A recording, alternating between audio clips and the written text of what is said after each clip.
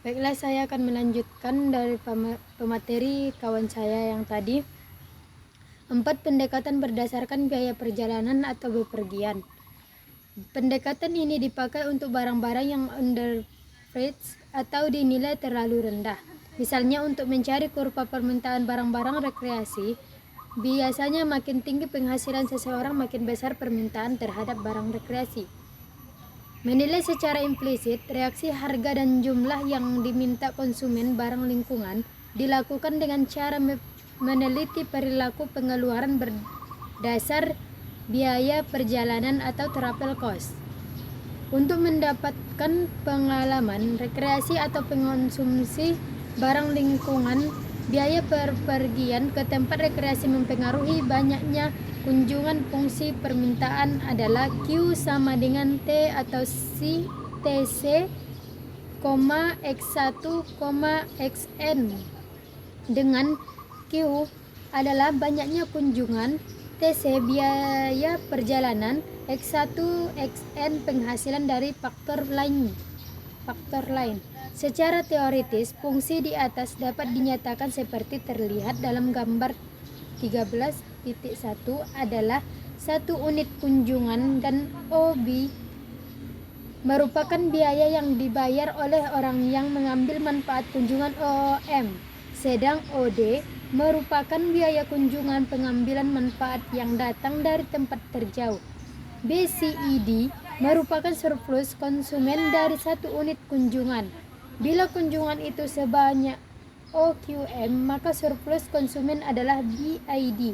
Dengan demikian, maka dapat dikatakan bahwa CSJ sama dengan ialah TCM sampai TJ atau surplus konsumen J sama dengan biaya perjalanan pemakai marginal dikurangi biaya perjalanan konsumen J.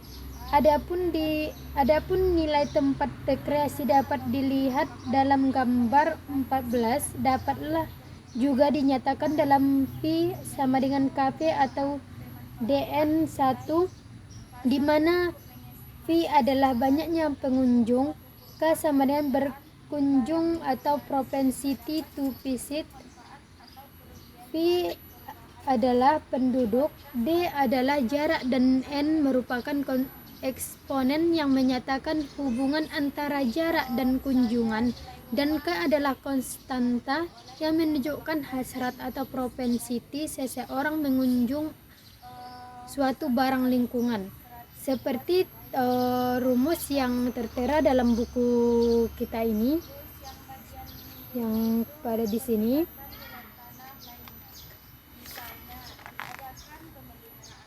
Berikutnya ialah C, pendekatan litigasi dan kompensasi atau pampasan. Dengan acara pengadilan atau proses perhitungan ganti rugi atau kompensasi atau pampasan dibayarkanlah kepada mereka yang menderita rugi atau kerusakan sejumlah uang agar mereka menyerahkan hak terhadap barang lingkungan, misalnya saja untuk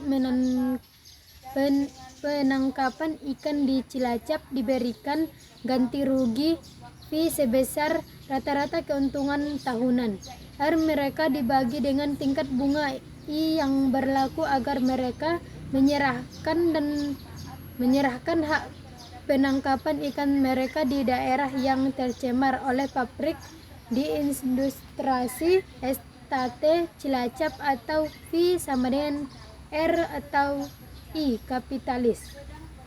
D, teknik penilaian berdasarkan survei. Teknik ini ada 2 macam yang semuanya berdasarkan wawancara di lapangan, yaitu A, wawancara kemauan membayar atau menerima kompensasi atau pampasan yang terdiri atas 1, pendekatan tawar-menawar, yang kedua alokasi anggaran, yang ketiga permainan trade-offs. B, wawancara tentang pilihan kuantitas, yaitu dengan yang pertama simulasi pilihan kuantitas tanpa biaya, yang kedua simulasi pilihan kuantitas berdasarkan prioritas, yang ketiga asumsi pada pendekatan tawar-menawar ini adalah bahwa harga barang-barang atau jasa berada tergantung pada perubahan dalam jumlah kualitas yang disuplai. Orang yang ditanya untuk menilai kelompok-kelompok yang terdiri dari berbagai barang dan jasa, penilaian didasarkan pada kesediaan orang-orang untuk membayar sekelompok barang yang lebih baik atau variasi kompensasi, atau kesediaan menerima pembayaran bila diperoleh barang dan jasa yang lebih inferior atau variasi ekuivalen. Untuk barang publik, kurva penawaran jumlah secara vertikal untuk memperoleh tawaran total. Biaya sama dengan 0. Kurva ini merupakan surogat kurva permintaan yang terpanpas oleh penghasilan income compensated demand kurva. Caranya, yang pertama penginterview menjelaskan kuantitas atau kualitas, waktu, lokasi barang yang dapat dipakai dalam waktu tertentu. Yang kedua, mulai ditanya bersedia membayar. Kalau ya, dinaikkan sampai dia tak bersedia membayar. Kemudian, yang ketiga, diturunkan lagi sampai benar-benar bersedia membayar berapa. Yang keempat, ini disebut pendekatan confirm atau memfokus, atau dengan kata lain, orang ditanya lebih baik membayar berapa daripada kehilangan barang itu. Hasilnya seperti terlihat dalam tabel 23 yang ada pada buku tersebut.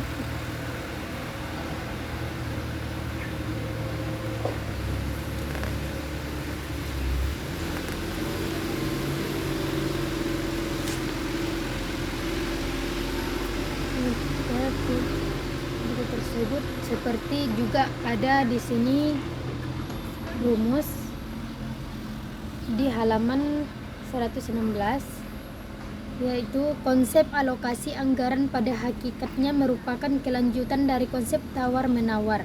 Hanya saja di sini digunakan gambar-gambar menarik dan responden diminta untuk memilih tempat-tempat mana yang lebih disenangi dari tempat-tempat lain, dan seberapa besar anggaran yang bersedia ia siapkan demi kepergian ke tempat yang ia senangi.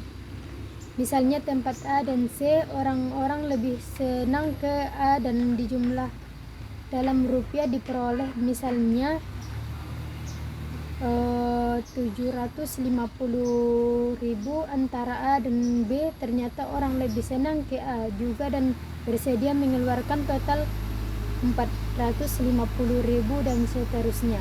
Konsep trade-off di dalam hal ini dapat ditentukan keinginan atau pilihan orang terhadap berbagai hasil suatu objek, misalnya sejumlah uang donasi dan barang lingkungan. Dari objek hasil 1.000 uang donasi, barang lingkungan, dan mana yang akan dipilih alternatif hasil I atau 2, hasil yang pertama atau yang kedua maksudnya.